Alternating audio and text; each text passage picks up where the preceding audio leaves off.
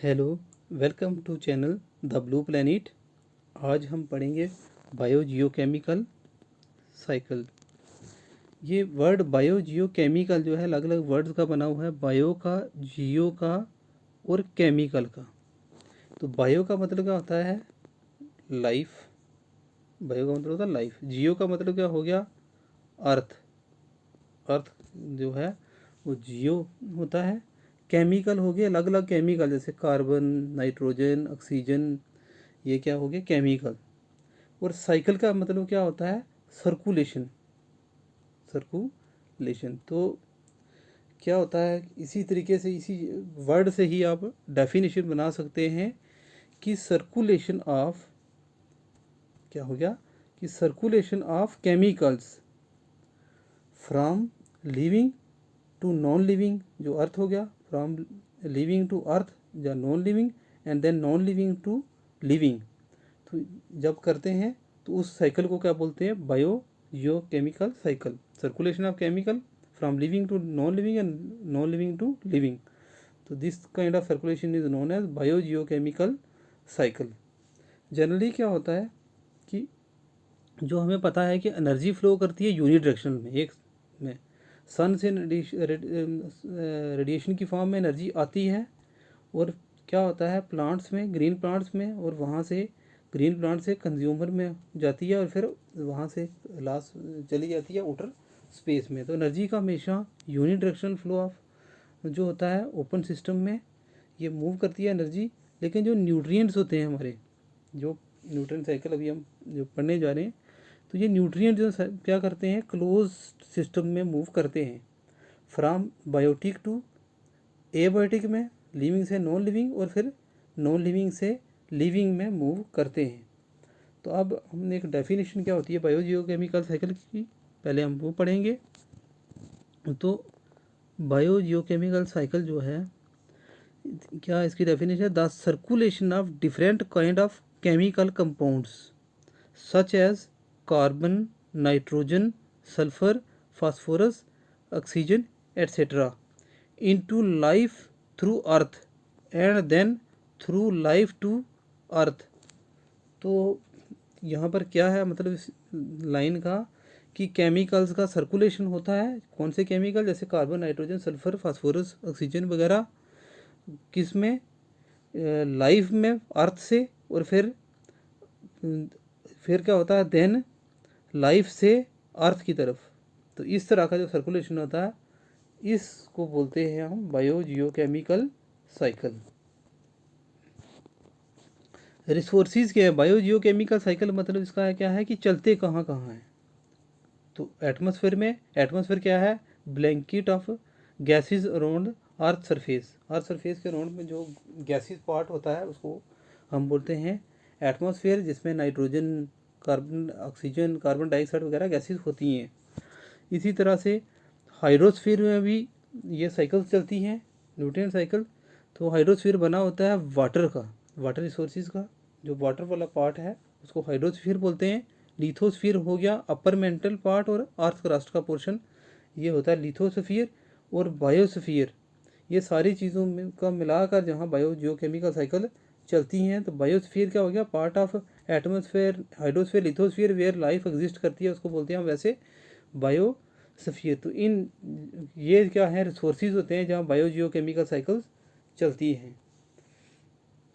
अब क्या है कि टाइप्स ऑफ न्यूट्रिएंट साइकिल, ये जो बायो जियोकेमिकल साइकिल्स हैं, न्यूट्रिएंट साइकिल्स होती हैं, इनका कितने टाइप्स हैं? ये दो तरह की होती हैं जनरली, गैसीय साइकिल और सेडिमेंट्री साइकिल।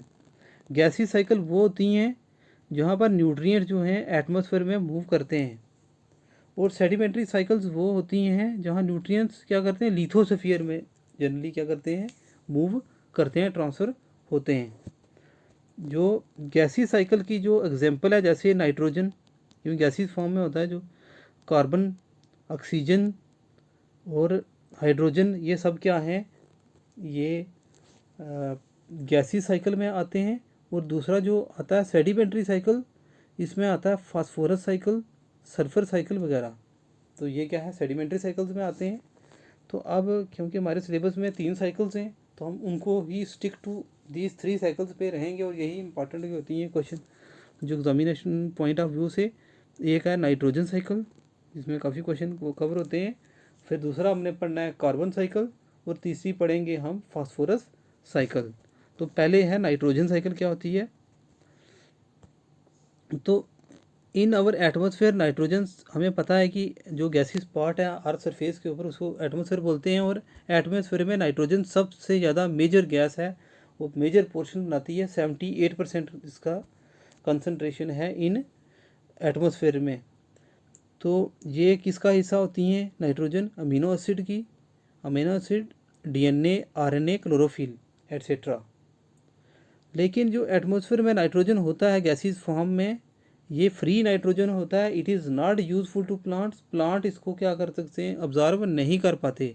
प्लांट को नाइट्रोजन चाहिए फिक्स्ड फॉर्म में, और क्या करते हैं इस वजह से ये जो एटमॉस्फेरिक नाइट्रोजन होता है जो N2 की फॉर्म में, इसको क्या करते हैं जो जब फिक्स होता है तो तभी प्लांट्स होता है, जब अमोनिया नाइट्राइट और खासकर नाइट्रेट जब बनता है तो प्लांट नाइट्रेट की फॉर्म में रूट्स के थ्रू इनको ऑब्जर्व करते हैं। तो इस तरीके से ये फिर जब फिक्स होता है नाइट्रोजन तभी प्लांट ऑब्जर्व कर पाते हैं, डायरेक्ट एटमॉस्फेयर से नहीं कर सकते। तो स्टेजेस क्या हैं नाइट्रोजन साइकिल की। पहली जो स्टेज आती है वो आती है नाइट्रोजन फिक्सेशन, कि नाइट्रोजन की फिक्सिंग होती है। इस स्टेप्स में ये सबसे पहला स्टेप होता है नाइट्रोजन साइकिल का, जिसमें क्या होता है कि एटमॉस्फेरिक नाइट्रोजन जिसको बोलते हैं N2 की फॉर्म होता है वो अवेलेबल होता है, ये इनर्ट होता है और इसको कन्वर्ट किया जाता है अमोनिया में, NH3 में। तो NH4 पॉजिटिव में अमोनियम बोलते हैं उसको, तो इसमें कन्वर्ट करते हैं। तो इस स्टेप को जिसमें N2 कन्वर्ट हो जाता है अमोनिया में, तो उसको बोलते हैं नाइट्रोजन फिक्सेशन। ये पहला स्टेप होता है। और इसमें क्या होते हैं, इस स्टेप में 3 सब टाइप्स हैं। एक होता है एटमॉस्फेरिक फिक्सेशन होता है, एटमॉस्फेयर में फिक्सेशन होता है। दूसरा होता है इंडस्ट्रियल प्रोसेस में भी अमोनिया बनता है। तीसरा बायोलॉजिकल प्रोसेस से जो लिविंग ऑर्गेनिजम्स हैं वो भी अमोनिया बनाते हैं नाइट्रोजन से। तो ये 3 सब टाइप्स होती हैं नाइट्रोजन फिक्सेशन की। उसके बाद आता है दूसरा स्टेप जो है, और ये हम साइकिल में पढ़ेंगे तो बिल्कुल क्लियर हो जाएंगे, आगे साइकिल पे भी जाएंगे, लेकिन जब एग्ज़ाम में लिखना भी होता है तो ये स्टेप्स भी पता होने चाहिए कि साइकिल के साथ थोड़ा सा डिस्क्रिप्शन भी देनी पड़ती है। उस वजह से पहले ये समझ के फिर हम साइकिल पे चलेंगे सीधे सीधे, और वहाँ पर इतने ही जितने ये स्टेप ज़रूरी हैं इतने ही बैक्टीरिया भी ज़रूरी हैं कि कौन कौन से बैक्टीरिया किस चीज़ किस स्टेप में इन्वॉल्व होते हैं। तो हमने साइकिल पे लिखा हुआ सारा, तो वहाँ पर हम उसको देख लेंगे। नाइट्रिफिकेशन जो प्रोसेस होता है इसमें क्या करते हैं, अमोनिया कन्वर्ट करता है, चेंज हो जाता है इनटू नाइट्रेट इस प्रोसेस में। तो ये कहाँ पर होता है नाइट्रिफिकेशन, सॉइल में, जो बैक्टीरिया करते हैं ऐसा काम। तो लेकिन ये नाइट्रिफिकेशन जो है 2 स्टेप प्रोसेस होता है, जिसमें पहले क्या बनता है, अमोनिया से नाइट्राइट बनता है, और फिर नाइट्राइट से फिर लास्ट में क्या बनता है, नाइट्रेट बनता है। लास्ट में क्या बनता है, नाइट्रेट्स। ये तो इसमें क्या है, जब अमोनिया से नाइट्राइट बनता है वो नाइट्रोसोमोनस बैक्टीरिया बनाते हैं, और फिर जब नाइट्रेट बनता है ये नाइट्रोबैक्टर में बैक्टीरिया बनाते हैं, जो कि हम साइकिल में पढ़ेंगे। उसके बाद होता है प्रोसेस, जो स्टेप आता है एसिमिलेशन। एसिमिलेशन वो होता है जिसमें प्लांट्स क्या करते हैं, ऑब्जर्व करते हैं ये फिक्स फॉर्म वाला नाइट्रेट जो होता है उसको थ्रू रूट्स ऑब्जर्व करते हैं। प्लांट क्या करते हैं, टेक करते हैं नाइट्रोजन साइल से रूट के through in the form of क्या, अमोनिया, नाइट्राइट और नाइट्रेट ऑयन की फॉर्म में। तो इसमें क्या होता है, फिर ये प्लांट्स क्या करते हैं, फॉर्मेशन करते हैं, प्रोटीन वगैरह बनाते हैं एनिमल्स और अपने लिए इस प्रोसेस में। तो जो अब्जॉर्प्शन ऑफ जो होता है नाइट्रोजन का नाइट्रेट वगैरह की फॉर्म में उसको बोलते हैं एसिमिलेशन। फिर अमोनिफिकेशन होता है, जिसमें क्या होता है कि प्लांट्स और एनिमल डाई होते थे, मर जाते हैं, और क्या होता है ये नाइट्रोजन जो प्रेजेंट होता है इनके ऑर्गेनिक नाइट्रोजन की फॉर्म में वो वापस चला जाता है सॉइल में। और इसका कौन करता है ये काम, जो डिकम्पोजर होते हैं बैक्टीरिया और फंजाई, ये क्या करते हैं सॉइल में प्रेजेंट होते हैं। ये बॉडीज़ जो होती हैं एनिमल प्लांट्स की, इनको डिकम्पोज करते हैं, और फिर क्या करते हैं यहाँ पर से फिर क्या होता है, ये ऑर्गेनिक जो नाइट्रोजन होता है ये वापस चला जाता है, अमोनिया बन जाता है, ये अमोनिया की फॉर्म में वापस आता है। तो इस प्रोसेस को बोलते हैं अमोनिफिकेशन, जिसमें नाइट्रेट जो होता है अब्जॉर्ब जो बॉडी में आया होता है नाइट्रोजन जो बना होता है प्लांट्स और उसमें ऑर्गेनिक नाइट्रोजन वो कन्वर्ट हो जाता है इनटू फिर से क्या अमोनिया में। तो इस प्रोसेस को बोलते हैं अमोनिफिकेशन। फिर होता है डी नाइट्रिफिकेशन। डी नाइट्रिफिकेशन क्या होता है, जब नाइट्रेट क्या हो जाता है कन्वर्ट हो जाता है वापस एटमॉस्फेरिक नाइट्रोजन में। ये नाइट्रेट है, ये वापस नाइट्रोजन गैस बन जाएगा। इस प्रोसेस को बोलते हैं डी नाइट्रिफिकेशन। लेकिन नाइट्रोजन साइकिल जो है मैरीन इकोसिस्टम में ही चलती है, लेकिन वहाँ पर जो बैक्टीरिया होते हैं मैरीन बैक्टीरिया इसी तरीके से यही प्रोसेस करते हैं, लेकिन वहाँ मैरीन बैक्टीरिया होते हैं जो हिस्सा लेते हैं। अब हम चलते हैं सीधे साइकिल पर, जो इम्पोर्टेंट है इसको देखेंगे। सबसे प्रॉब्लम आती है पहले साइकिल देख कर ही हम डर जाते हैं कि साइकिल क्या चीज़ है, कहाँ से शुरू होगी। तो आप याद रखें कि ये वाली नाइट्रोजन साइकिल जो है यहाँ से, ये जो बनाया हुआ है इमोजी जो हंस रहे हैं, यहाँ से सोचो कि आपकी स्टार्ट होता है और यही यहाँ पर ही आकर ख़त्म होती है ये साइकिल। तो इसमें क्या है कि एटमॉस्फेरिक नाइट्रोजन जो फ्री फॉर्म में है, ये सबसे पहले स्टेप में क्या होता है कि अमोनिया बनता है। ये क्या बनता है, अमोनियम बनता है। और इस प्रोसेस को बोलते हैं नाइट्रोजन फिक्सेशन। ये जो येलो वाले बने हुए हैं पहले स्टेप में क्या होता है कि जो ये येलो बना हुआ है ये वाला, ये स्टेप्स हैं। ये पहले में क्या होता है नाइट्रोजन फिक्सेशन होता है, अमोनिया बनता है। और फिर क्या होता है अमोनिया से नाइट्राइट बनता है, ये देखें।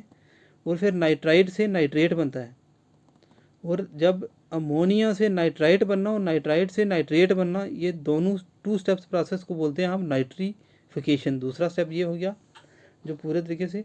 और फिर क्या होता है नाइट्राइट से दोबारा से एटमॉस्फेरिक नाइट्रोजन बनता है, जो अभी हमने पढ़ा था, वापस चला जाता है नाइट्रोजन एटमॉस्फेयर में, तो फ्री नाइट्रोजन दोबारा से एटमॉस्फेयर में। इस प्रोसेस को बोलते हैं डी नाइट्रिफिकेशन। ये भी येलो में स्टेप है। और क्या होता है ये नाइट्रेट जब प्लांट ऑब्जर्व करते हैं और इन प्लांट्स को कौन खाता है, प्लांट्स के पार्ट को एनिमल्स भी खाते हैं, और इनकी जब डिकम्पोजिशन होती है और वापस अमोनियम बन जाता है डिकम्पोजिशन के बाद, उस प्रोसेस को बोलते हैं अमोनिफिकेशन। ये तो ये येलो वाले जो हैं लिखे हुए राइटिंग में, ये जो हैं स्टेप्स होते हैं। लेकिन इसके अलावा बैक्टीरिया ही इतने ही इम्पॉर्टेंट होते हैं। तो रेड जो इंक से लिखे हुए हैं ये बैक्टीरिया हैं जो हिस्सा लेते हैं इस साइकिल में। तो जब एटमॉस्फेरिक नाइट्रोजन से अमोनिया बनता है तो इसमें कुछ अलग अलग प्रोसेस होते हैं जो हमने वहाँ पर स्टेप्स भी पढ़े थे। तो उसमें पहला ये स्टेप होता है कि अमोनिया जो है वो लेबॉर्ट्री प्रोसेस में भी बनता है। यहाँ पर देखें आप, तो यहाँ से क्या अमोनिया बन रहा है, ये जो लेबॉर्ट्री का प्रोसेस होता है जिससे अमोनिया बनता है एटमॉस्फेरिक नाइट्रोजन से, इसको बोलते हैं हैबर प्रोसेस। ये इंडस्ट्रीज़ में होता है, बनाया जाता है। दूसरा क्या होता है कि नाइट्रोजन का क्या होता है फिक्सेशन होती है। तो यहाँ पर जो बनता है फ्री नाइट्रोजन से अमोनिया, ये बनाता है जब लाइटनिंग होती है कहीं, जब लाइटनिंग होती है तो फिर क्या बनता है एटमॉस्फेरिक नाइट्रोजन फिक्सेशन होती है। तीसरा होता है बायोलॉजिकल प्रोसेस, जिसमें बैक्टीरिया क्या करते हैं वो अमोनिया बनाते हैं। और इसमें एक तरह के बैक्टीरिया होते हैं एजोबैक्टर। ये जो होते हैं नॉन सिम्बियोटिक बैक्टीरिया होते हैं, सॉइल में होते हैं, फ्री लिविंग। ये जब फिक्स करते हैं नाइट्रोजन को और अमोनिया बनाते हैं, इनको बोलते हैं एजोबैक्टर, फ्री लिविंग होते हैं। दूसरे तरह के होते हैं जो सिम्बियोटिक होते हैं, जैसे राइजोबियम, जो कि लेग्यूमिनियस प्लांट से जुड़े होते हैं, जो फलियों वाले दालों वाले जो होते हैं पल्स वाले प्लांट्स होते हैं उनके साथ जुड़े होते हैं। ये भी फिक्स करते हैं बनाते हैं। इसके अलावा नॉन लेग्यूमिनियस के अलावा एक बैक्टीरिया और होता है जो नॉन लेग्यूमिनियस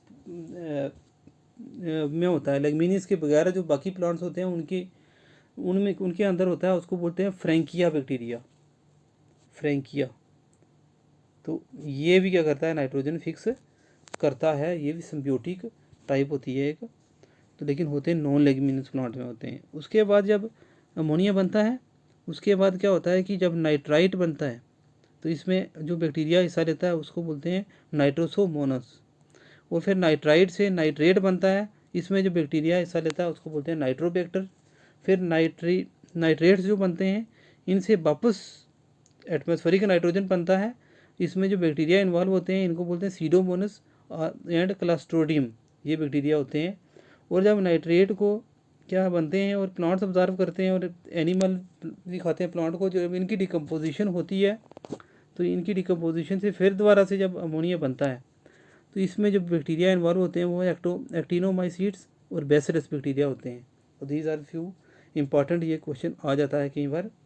तो नाइट्रोजन साइकिल के बाद हम चलेंगे अब कार्बन साइकिल पर।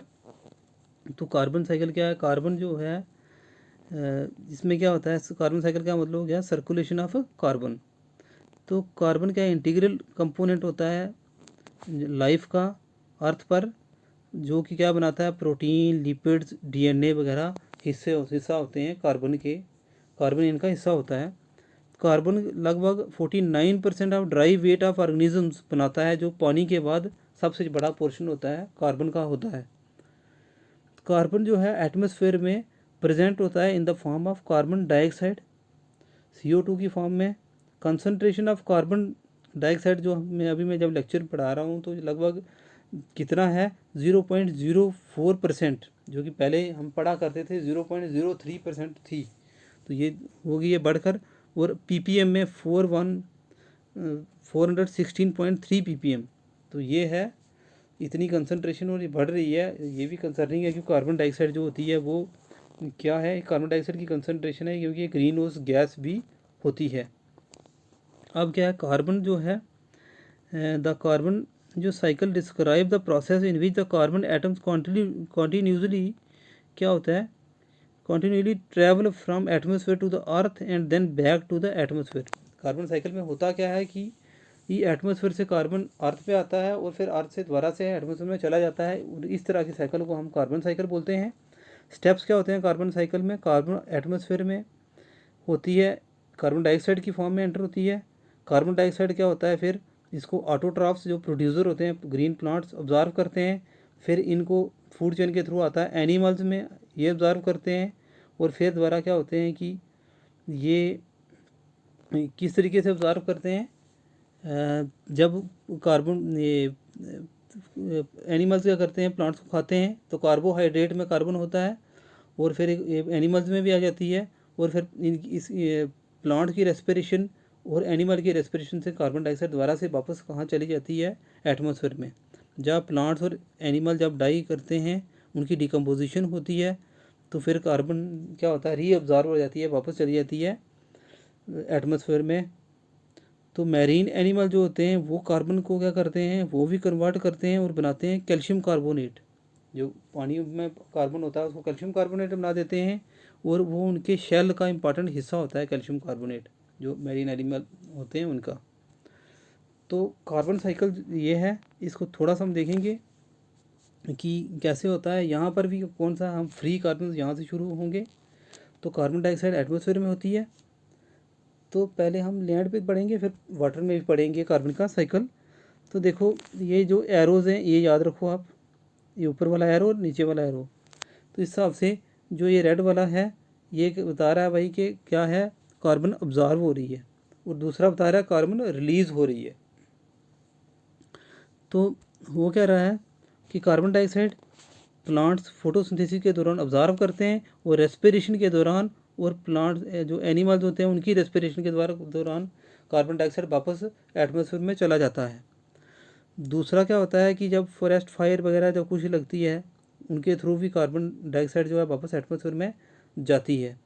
तीसरा क्या होता है कि जब इनकी डिकम्पोजिशन होती है प्लांट्स और एनिमल्स की, तो ये क्या होते हैं कार्बन ये फॉसिल फ्यूल बनते हैं नीचे।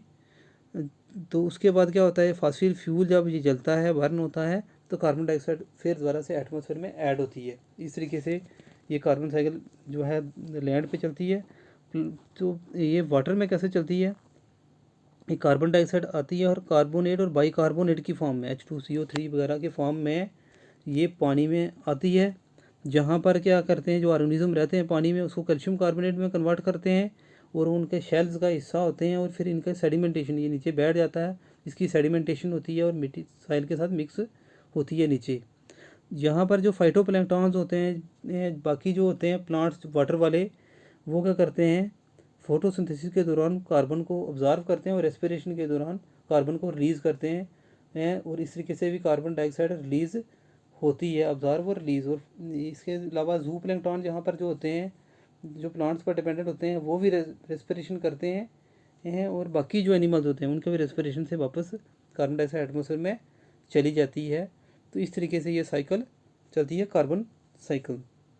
थर्ड एंड लास्ट जो साइकिल है हमारी, वो है फास्फोरस साइकिल। ये क्या है, ये फास्फोरस मूव करता है साइकिल में, लेकिन कहाँ कहाँ से, रॉक से, वाटर से, सॉइल सेडिमेंट से एंड ऑर्गेनिज्म से ये मूव करते हैं फास्फोरस साइकिल। कहाँ कहाँ से, रॉक से भी करती है, वाटर से, सॉइल सेडिमेंट से और ऑर्गेनिज्म से। तो फास्फोरस साइकिल की डेफिनेशन क्या है, phosphorus cycle is the biological biogeochemical cycle होती है ये डिस्क्राइब करती है movement of phosphorus through the lithosphere. यहाँ पर क्या होता है कि रॉक, लिथोस्फीयर हो गया रॉक सरफेस, समझो आउटर क्रस्ट और मेंटल का पोर्शन, वहाँ से फास्फोरस मूव करता है हाइड्रोजन पानी में, रॉक से पानी में, और फिर पानी से बायोस्फीयर में। इस तरीके से मूवमेंट होती है फास्फोरस साइकिल की। तो इस साइकिल को बोलते हैं फास्फोरस साइकिल। लेकिन ये atmosphere does not play significant role in the movement of phosphorus, क्योंकि फास्फोरस क्या करता है, एक्ट करता है as in the form of solid state में है, और ये टिपिकल रेंज ऑफ टेम्परेचर और प्रेशर पे क्या है, इसका स्टेट क्या होता है, सॉलिड स्टेट होती है। इस वजह से एटमॉस्फेयर में ये एग्जिस्ट नहीं करता फास्फोरस साइकिल। ये सेडिमेंट्री साइकिल का हिस्सा होता है, जैसे हमने पढ़ा। तो ये फास्फोरस इंपॉर्टेंट कॉन्स्टिट्यूएंट होता है न्यूक्लिक एसिड का, जैसे डीएनए, आरएनए में adenosine triphosphate, adenosine try phosphate, bones, teeth, इनका इम्पॉर्टेंट हिस्सा होता है फास्फोरस। और फास्फोरस साइकिल का इम्पॉर्टेंट चीज़ एक ये है कि ये स्लोवेस्ट साइकिल होती है। जैसे हमने नाइट्रोजन और कार्बन की पढ़ी साइकिल, उससे ये स्लो होती है दूर, और इसमें ज़्यादा टाइम लगता है कंप्लीट होने में। फास्फोरस इसके अलावा हम यूज़ करते हैं फर्टिलाइज़र और इंसेक्टिसाइड में भी, खासकर फर्टिलाइज़र में भी यूज़ करते हैं एज ए फास्फेट। इनके प्लांट को फास्फेट और नाइट्रेट चाहिए होते हैं एज ए खाने के लिए। तो इस तरीके से तो फास्फोरस जो है मूव करता है साइकिल में थ्रू रॉक, वाटर, सॉयल और सेडिमेंट एंड ऑर्गेनिज्म, इनके थ्रू मूव करता है, जो हमने पहले ही पढ़ा। तो here are the key steps, phosphorus cycle के कुछ की स्टेप्स हैं कि फास्फोरस साइकिल में वेदरिंग होती है, अब्जॉर्प्शन होती है, डिकम्पोजिशन होती है और सेडिमेंटेशन होती है। थोड़े से हम स्टेप्स पढ़ेंगे और फिर हम साइकिल देखेंगे कि क्या साइकिल होती है फास्फोरस की। जब बारिश होती है, जहाँ तेज़ हवा वगैरह विंड से चलती है, तो वेदरिंग ऑफ रॉक होता है। रॉक क्या होती है, टूटती है, ब्रेक होती है, और फास्फेट आयन जो हैं वो रिलीज़ होते हैं एज ए मिनरल। ये जब रिलीज़ होते हैं, ये जो इनऑर्गेनिक जो फास्फेट होते हैं, ये क्या करते हैं, ये सॉइल में रॉक वेदरिंग के थ्रू क्या सॉइल में आ जाते हैं और वाटर में आ जाते हैं वेदरिंग के बाद। उसके बाद क्या होता है नेक्स्ट स्टेप में, कि जो इनऑर्गेनिक फास्फेट्स होते हैं जो सॉइल वगैरह में आ जाते हैं, इनको प्लांट क्या करते हैं, कंज्यूम करते हैं। The plant may be then consumed by, पहले शुरू में क्या होता है कि प्लांट अब ये करते हैं, जो ये फास्फेट सॉइल में होता है इनको ऑब्जर्व करते हैं, और फिर इन प्लांट्स को एनिमल खाते हैं फूड चेन के थ्रू। ये चीज़ होती है, जब खाएंगे तो फिर उसके बाद क्या होगा, वंस प्लांट्स और एनिमल जो हैं, ये जो इनके प्लांट्स और एनिमल के डीएनए वगैरह का हिस्सा बन जाएंगे आकर फास्फेट। फिर उसके बाद क्या होगा, जब प्लांट्स और एनिमल मर जाएंगे, उनका डीके होगा, तो ये ऑर्गेनिक फास्फेट वापस सॉइल में चला जाएगा। तो इसको थोड़ा सा हम दोबारा से क्या देखेंगे कि प्लांट्स क्या करते हैं, जब सॉइल में आ जाता है फास्फेट, इसको ऑब्जर्व करते हैं, और फिर प्लांट से ये एनिमल में चला जाता है, जब एनिमल खाते हैं इसको। और उसके बाद क्या होता है, प्लांट्स और एनिमल ख़त्म हो जाते हैं जब, क्योंकि डीएनए वगैरह का हिस्सा बन जाते हैं ये फास्फेट। जब ये डाई हो जाते हैं, मर जाते हैं, तो इनका डीके होता है, तो ये ऑर्गेनिक फास्फेट वापस सॉइल में आ जाता है। और फिर क्या होता है, विद इन सॉइल के अंदर क्या होता है कि organic forms of phosphate can be made available to plant by bacteria that breaks, क्योंकि सॉइल जब में आ गया, जब ये फास्फेट ऑर्गेनिक फास्फेट आ गया, वहाँ बैक्टीरिया होते हैं जो इस ऑर्गेनिक मटेरियल को क्या करते हैं, डिकम्पोज करते हैं, और फिर क्या करते हैं, इनऑर्गेनिक फास्फेट बना देते हैं, जिसको बोलते हैं हम इस प्रोसेस को बोलते हैं, इनऑर्गेनिक के फॉर्म में फास्फेट को बनाते हैं फास्फोरस को, और इस प्रोसेस को बोलते हैं मिनरलाइजेशन, जिसमें ऑर्गेनिक जो फास्फेट होता है उसको बैक्टीरिया ब्रेक डाउन करते हैं और मिनरल बना देते हैं, इनऑर्गेनिक फास्फेट बना देते हैं, और इस प्रोसेस को बोलते हैं मिनरलाइजेशन हो जाती है। तो फास्फोरस क्या करता है, in soil and up in waterways and eventually oceans. ये फास्फोरस जो होता है सॉइल में क्या तो इनऑर्गेनिक बन जाता है और ओशन में वन देयर कैन बी इनकर्बोरेटेड, और इसी तरीके से क्या होता है, ये ओशन में भी ये इसी तरीके से इनऑर्गेनिक फॉर्म में ब्रेक डाउन होकर मिक्स हो जाता है। तो उसके बाद होता क्या, एक साइकिल हम पढ़ेंगे तो इसमें से समझने की कोशिश करेंगे। क्या होता है कि वेदरिंग ऑफ रॉक ये होती है, वेदरिंग ऑफ रॉक। जब रॉक वेदर होंगे तो यहाँ से फास्फोरस जो है, ये आयन है जो, ये कहाँ आएंगे, अंडरग्राउंड फास्फेट रिजर्व में। यहाँ से प्लांट इनको ऑब्जर्व करेंगे और प्लांट्स को खाएंगे एनिमल्स। इनकी होगी डिकम्पोजिशन, प्लांट्स की भी होगी इवन। जब इनकी डिकम्पोजिशन होगी और डिकम्पोजर इनको डिकम्पोज करेंगे, क्योंकि ये ऑर्गेनिक फास्फेट था, इसको दोबारा डिकम्पोज करेंगे, ये इनऑर्गेनिक फास्फेट में दोबारा से अंडरग्राउंड फास्फेट रिजर्व में यहाँ पर इकट्ठा हो जाएगा। अब क्या होगा, इसकी लीचिंग होगी, रिसेंगे ये और पानी में चले जाएंगे, पानी में जाएंगे। इसके अलावा यहाँ पर क्या होगा, रॉक की वेदरिंग जब होगी तो डायरेक्ट भी पानी के थ्रू, नदियों के थ्रू भी ये क्या होगा, यहाँ पर पानी में आएगा। इसके अलावा जो हम खेतों वगैरह में यूज़ करते हैं फर्टिलाइज़र वगैरह में फास्फेट, वो भी पानी में आएगा, और ये क्या करेंगे, सारा का सारा फास्फेट अंडरग्राउंड फास्फेट रिजर्व बन जाएंगे। जैसे मैंने बोला ऊपर कि जैसे सॉइल में होता है वैसे ही ओशन में भी ये इसी तरीके से इकट्ठे हो जाएंगे, इनऑर्गेनिक फॉर्म में बनकर रिजर्व बन जाएंगे। और फिर क्या होगा कि जियोलॉजिकल अपलिफ्ट होगी, जब न्यू रॉक्स वगैरह बनेंगी तो ये फास्फेट ऊपर आएंगे दोबारा से, और फिर दोबारा से जब ये रॉक बन जाएगी दोबारा से इसका ब्रेक डाउन होगा और फिर वेदरिंग होगी, और इसी तरीके से ये प्रोसेस चलता रहता है फास्फोरस साइकिल का। तो this is all about the biogeochemical cycle. Thank you for watching.